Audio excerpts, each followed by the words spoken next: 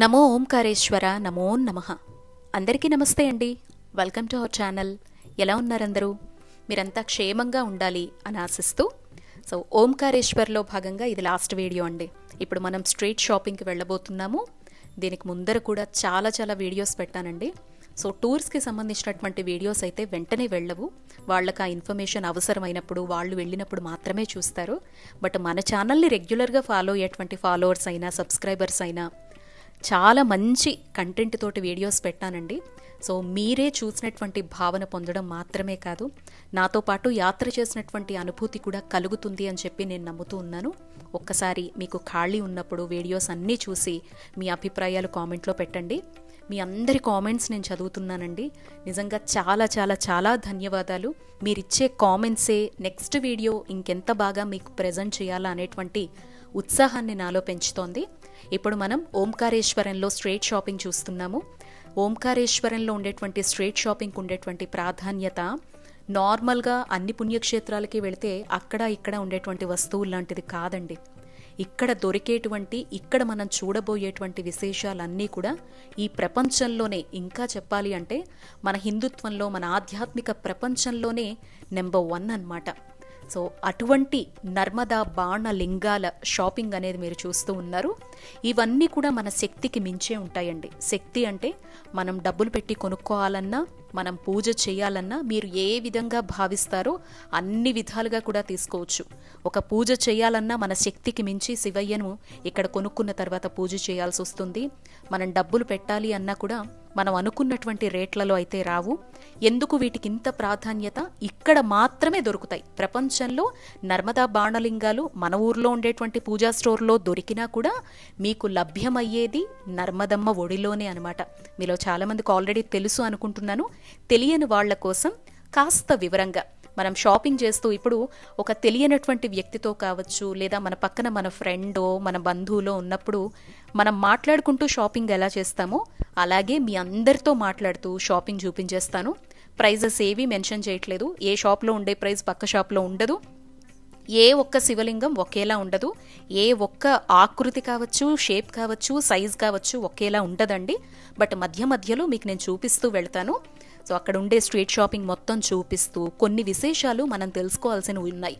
మామూలుగా మనం ఎక్కడికైనా స్ట్రీట్ షాపింగ్కైనా పుణ్యక్షేత్రానికైనా వెళ్ళినప్పుడు కళ్ళతో చూసి నచ్చితే, అది మనకి రీజనబుల్ అనిపిస్తే, మన శక్తికి తగ్గట్టుగా ఉంటే కొనుక్కొని వెళ్ళిపోతాం. అంతే తప్ప దాని వెనుక ప్రాధాన్యతలు షాపింగ్స్ విషయంలో తెలుసుకోం. కానీ ఓంకారేశ్వరం వచ్చినా, ఉజ్జయిని వంటి జ్యోతిర్లింగాలకు వచ్చినా అక్కడ కొన్ని విశేషాలు తెలుసుకోవాల్సి ఉన్నాయి. దాంతోపాటు మీరు ఎప్పుడైనా నేనిప్పుడు చెప్పబోయేటువంటి విశేషాల్లో ఆ ప్లేస్లకు వెళితే వాటి ప్రాధాన్యత తప్పకుండా తెలుసుకోండి. ఎందుకంటే మనం అంతా కూడా హిందువులం అండి. అంతేకాక ఆధ్యాత్మికంగా మనం భగవంతుణ్ణి మనస వాచ కర్మణ నమ్ముతాము. మనకు తెలియనటువంటి ఒక శక్తి మనల్ని నడిపిస్తోంది అని నమ్మేటప్పుడు మన ప్రకృతిలో మన కోసం అన్ని విధాలుగా కొలువై ఉన్నటువంటి భగవంతుడి గురించి కూడా మనం తెలుసుకోవాల్సినటువంటి అవసరం ఉంది. ఓంకారేశ్వరంలో నర్మదా నది ప్రవహిస్తుంది అని మనందరికీ తెలుసు కదండి. నర్మదమ్మ పశ్చిమం వైపు ప్రయాణిస్తూ ఉంటుందన్నమాట. అలా పశ్చిమం వైపు అంటే ఒక ఆపోజిట్ డైరెక్షన్ లాగా ఎత్తువైపు అమ్మ ప్రవహిస్తూ ఉంటుందన్నమాట. అలా ఎత్తుగా వెళ్లేటువంటి క్రమంలో అక్కడ వింధ్య పర్వతాలకు ఉండేటువంటి రాళ్లను తగులుతూ ఆ నది ఆ రాయిని తగిలినప్పుడు, ఆపోజిట్ డైరెక్షన్లో వెళ్ళినప్పుడు కొన్ని రకాల శిలలుగా అమ్మ అక్కడ రూపాంతరం చెందుతోంది. తనలోనే శివయ్యను తయారు చేస్తోంది. అవునండి, అక్కడ ఉండేటువంటి రాళ్లన్నీ కూడా సాక్షాత్ నర్మదా బాణలింగాలుగా మారిపోతూ ఉంటాయన్నమాట. వీటినే మన ప్రపంచం మొత్తం మీరెక్కడ శివాలయాలు చూసినా కూడా ఒక ఎగ్ షేప్లో ఉన్నటువంటి ఆకృతిలో శివయ్య రూపం కనిపిస్తూ ఉంటుంది. ప్లెయిన్గా, నునుపుగా ఉండి దాని మీద గీతలు ఉన్నట్టు, బొట్లు ఉన్నట్టు, వివిధమైనటువంటి ఆకృతుల్లో ఇదేంటి, దీని మీద 2-3 రంగులు ఉన్నాయేంటి అని చెప్పి కొన్ని శివలింగాల్ని చూసినప్పుడు మనం అనుకుంటాం. మీరు ఇక్కడ చూస్తున్నారు కదా, చూడండి, ఒకే శిలలో 2-3 రంగులు, 2-3 గీతల్లాగా డిఫరెంట్గా అనిపిస్తోంది. పానవట్టం కాదండి, ఓన్లీ లింగాకృతి మాత్రమే గమనించండి.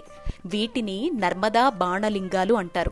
ఇవన్నీ కూడా స్వయంగా వాటంతటవే బొట్లు కావచ్చు, ఆ గీతలు కావచ్చు, ఆ ఆకృతి కావచ్చు, అక్కడ నర్మదంబ ప్రవాహంలో ఒక రాయికి ఆ ప్రవాహం ఫోర్స్గా వెళ్ళి తగిలిన వెంటనే ఆ రాళ్లన్నీ నర్మదా బాణలింగాలుగా, అంటే సాక్షాత్ శివయ్య రూపాలుగా మారిపోతూ ఉంటాయన్నమాట. ఇవన్నీ మనం ఎక్కడైతే బోట్ షికారికి వెళ్ళిన తర్వాత కొంచెం దూరం వెళ్ళిన తర్వాత గమనించగలమా అంటే లేదండి. వీటిని చూడటానికి మనము మ్యాక్సిమం నర్మదా నది మీద 1320 కిలోమీటర్ల పాటు అమ్మ ప్రవాహం ఉంది అనుకుంటే కొన్ని వందల కిలోమీటర్లు ప్రయాణించి అక్కడ ఉండేటువంటి స్థానికంగా ఉండేవారికి మాత్రమే తెలుస్తుంది. ఇది గుజరాత్ వైపు వెళ్లేటువంటి మార్గంలో దొరుకుతుందా, అమ్మ పుట్టినటువంటి అమర్కంఠక్ నుంచి ఓంకారేశ్వర్ వచ్చేటువంటి వందల కిలోమీటర్ల మార్గ మధ్యంలో దొరుకుతాయా, ఇవన్నీ కూడా అక్కడుండే ప్రవాహము, ఆ స్థానికంగా ఉండేటువంటి రాళ్ల తీవ్రత, ఆ ప్రవాహానికి ఆ రాయికి తగిలేటువంటి ఆ ప్రెషర్ ఏదైతే ఉంటుందో వాటికి కొన్ని ప్లేసెస్ ఉంటాయన్నమాట. అక్కడ భూగర్భంలోకి వెళ్ళిపోవాలి, అంటే సముద్రం లోపలికి వెళ్ళిపోతే గనక అక్కడ మనకి బాణలింగాలు అనేవి దొరుకుతాయి. అయితే ఇంత నునుపుగా దొరకవండి. నార్మల్ ఒక స్టోన్ ఎగ్ షేప్లో, అంటే స్వామివారి లింగ రూపంలో మీరు ఇక్కడ చూస్తున్నారు కదా, ఆ ఆకృతిలో కొన్ని కలర్స్లో ఆ స్టోన్స్ అనేవి దొరుకుతాయి. వాటిని తీసుకొచ్చి మళ్ళీ దానికి ఒక సాన్ అనేది పడతారనమాట. మంచిగా ఆకృతి వచ్చేలాగా, నునుపుగా తయారయ్యేలాగా వాళ్ళు మళ్ళీ దీనికి పాలిష్ చేసి మనకు అమ్ముతూ ఉంటారు. ఇవన్నీ మనకి ఇక్కడి నుంచేనండి, ప్రపంచం మొత్తం కూడా మనకు ఓంకారేశ్వరం నుంచే ఈ నర్మదా బాణలింగాలన్నీ కూడా మనకి ఎక్స్పోర్ట్ అవుతూ ఉంటాయన్నమాట. ఒక్కొక్కటి వాటి సైజ్ని బట్టి చాలా కాస్ట్ ఉంటాయి. మన జస్ట్ చిటికెన వేలంత లింగం కొనాలి అంటే ఇక్కడ దగ్గర దగ్గర 400 నుంచి 500 వరకు చెప్తారు. లేదా మన వేలిలో ఉండేటువంటి మధ్య గీతలు ఉండే భాగాలు ఉంటాయి కదా, చిన్న చిన్న లింగాల కింద కొనాలి అని అనుకుంటే గనక 200 నుంచి స్టార్టింగ్ ఉంటాయి, 100 రూపాయల నుంచి స్టార్టింగ్ ఉంటాయి. వీటిలో ఒరిజినాలిటీ లేకపోతే నార్మల్ స్టోన్ ఏది, వీటిలో నకిలీలేవి అనేది కూడా మనం గుర్తించడం కష్టమే అన్నమాట. కానీ ఓంకారేశ్వరంలో 99% మనకైతే ఒరిజినలే దొరుకుతాయండి. ఎందుకంటే ఇక్కడ కుప్పలు తెప్పలుగా రాళ్లను తీసుకొచ్చి వాటికి పాలిష్ చేసి ఆ బాణలింగాలు అమ్ముతూ ఉంటారు. ఈ బ్లాక్ కలర్లో ఉండే వాటిని మాత్రమే కొంచెం ఒరిజినలా నకిలీదా అనేది గుర్తుపట్టడం కొంచెం కష్టం. కానీ నర్మదా బాణలింగాలైతే మనం జాగ్రత్తగా గుర్తుపట్టచ్చు. ఏంటి శివయ్య నర్మదా బాణలింగంగా ఉండడం ఏంటి అని అనుకుంటాం కదా. ఆదిశంకరాచార్యులు వారు ప్రతి ఇంట్లో కూడా పంచాయతన దేవతలుగా మనం కొలవాలి అని చెప్పారు కదా. మన పూర్వీకుల నుంచి కూడానండి విగ్రహారాధనే ఉండేది, లేదంటే శిలారాధన. ఇంట్లో ఇలాంటి చిన్న చిన్న విగ్రహాలు పెట్టుకొని మన పూర్వకాలం నుంచి పూజించేవారు. తర్వాత కాలక్రమంలో పటాలు, బ్రాస్ విగ్రహాలు ఇలా ఒక్కొక్కటిగా వచ్చేసాయండి. ఇలా మనం ఇంట్లో ప్రతి ఇంట్లో కూడా పంచాయతన దేవతలు అంటే గణపతి, సూర్యుణ్ణి, విష్ణువుని, అంబిక అంటే శక్తి అమ్మవారిని, శివుణ్ణి, వీళ్ళని మాత్రమే మన ఇంట్లో పెట్టుకొని పూజించుకుంటే చాలు. మిగతావన్నీ కూడా మనం ప్రత్యేకంగా ఉపాసనలు చేయాలన్నా లేదా ఎవరైనా గురువులు సూచిస్తే అన్నా పూజ చేసుకోవాలి అని చెప్పి మన హిందూ ధర్మశాస్త్రం చెప్తోంది కదండి. అందులో భాగంగా వీళ్ళను పూజించేటువంటి స్టోన్స్ కూడా మన భారతావనిలోనే కొన్ని పుణ్య నదుల్లోనే వాటికి సంబంధించినటువంటి రాళ్లు దొరుకుతున్నాయన్నమాట.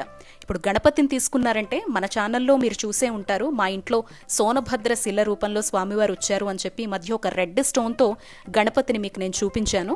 సో అదేంటంటే ఛత్తీస్గఢ్ దగ్గర దొరుకుతుందనమాట. ఇక్కడ అమర్కంటక్ దగ్గర కూడా దొరుకుతుంది, నర్మదమ్మకు దగ్గరలో, నర్మదమ్మ పుట్టినటువంటి ప్లేస్లో. సో అది రెడ్ కలర్ స్టోన్లో గణపతి వారిది ఉంటుంది. సూర్యుడిని తీసుకుంటే మనం స్ఫటికాకృతిలో శివయ్యను కొలుస్తున్నాం కదండి, అది సాక్షాత్తు సూర్య స్వరూపం అంటారనమాట.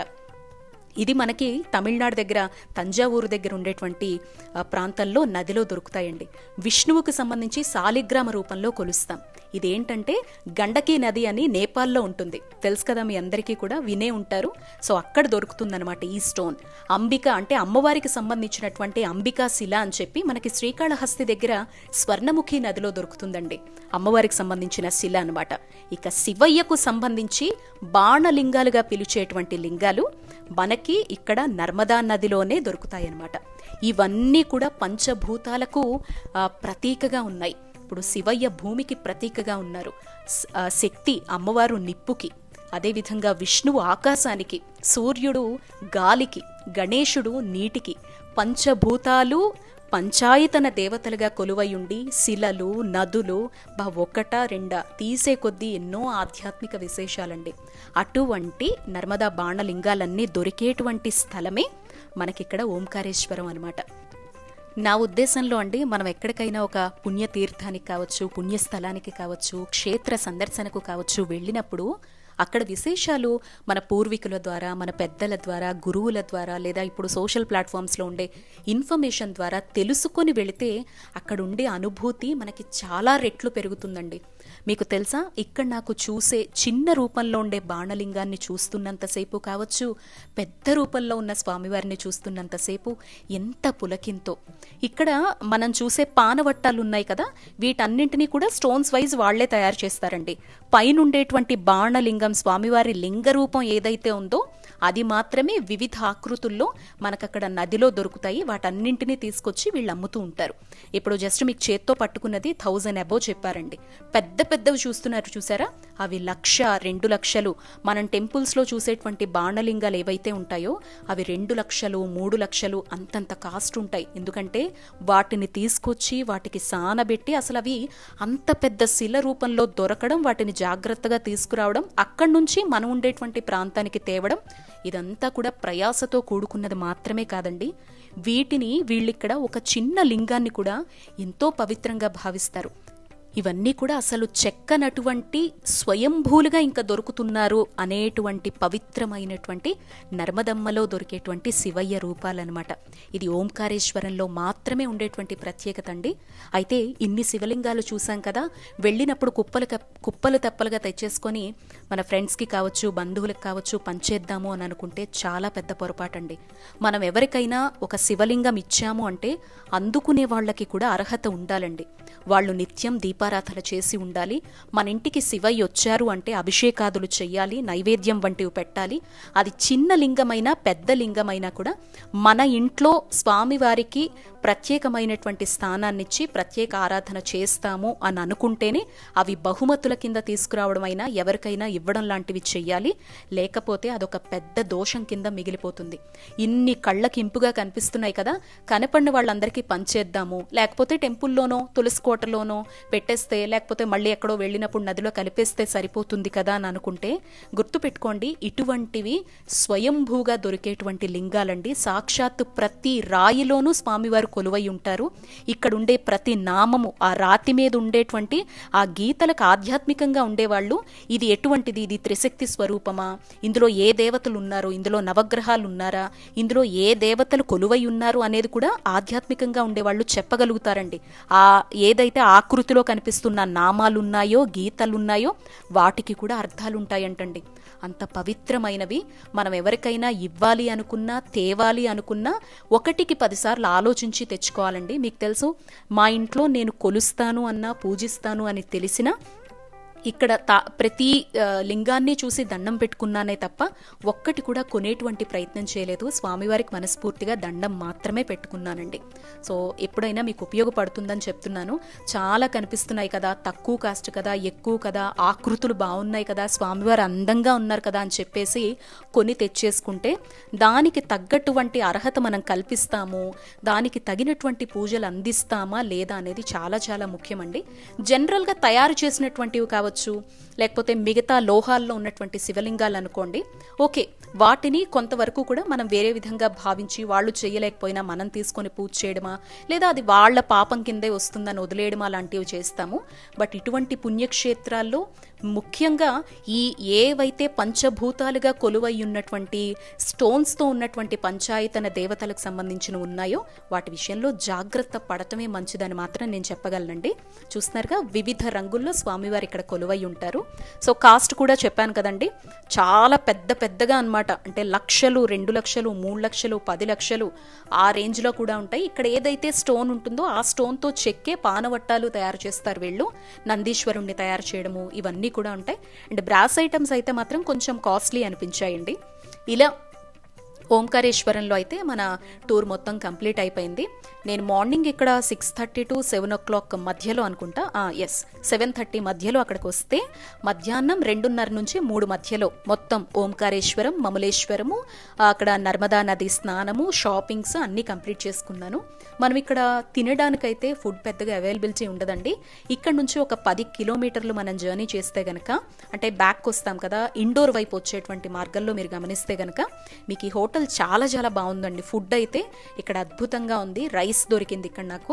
అండ్ ఇంకా తినేటువంటి ఫుడ్ ఐటమ్స్ అన్నీ కూడా అవైలబిలిటీలో ఉన్నాయి. మీకు అందుకే కొంచెం క్లియర్గా చూపిస్తే ఎవరైనా ఎప్పుడైనా వెళ్ళినప్పుడు ఫుడ్ కోసం ఇబ్బంది పడకుండా మీరు ఇండోర్కి బ్యాక్ వచ్చేటువంటి క్రమంలో జస్ట్ 10 కిలోమీటర్స్ ప్రయాణిస్తే కనుక మీకు ఈ హోటల్ ఉంటుంది. ఇందులో ఫుడ్ తినేసి నెక్స్ట్ ఇండోర్కి వచ్చేయచ్చు అనమాట.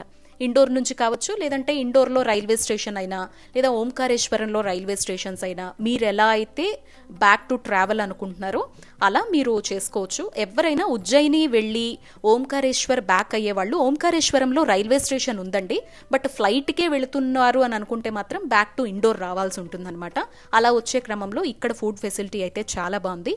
ఓంకారేశ్వర్లో అడ్జస్ట్ అయి తిందామన్నా కూడా అది చిన్న పల్లె లాంటిదండి. అక్కడ ఏదైనా స్నాక్స్ లాంటివి అవైలబిలిటీలో ఉంటాయి తప్ప ఫుడ్ అయితే అవైలబిలిటీలో లేదు. ఉచితంగా అన్నదానాలు వంటివి కూడా నేనుండే సమయంలో అయితే గమనించలేదండి. మీలో ఎవరైనా గమనిస్తే కింద కామెంట్ చేయండి, మన వాళ్ళకు ఉపయోగపడచ్చు. సో ఇది అంటే ఆశ్రమాలు ఉన్నాయి, అక్కడ ఫుడ్ ఫెసిలిటీస్ ఉన్నాయి, అంతవరకు నేను వెళ్ళలేదు. నెక్స్ట్ ఉజ్జయిని వీడియోస్ వచ్చేస్తాయండి, తప్పకుండా చూడండి. నమస్తే.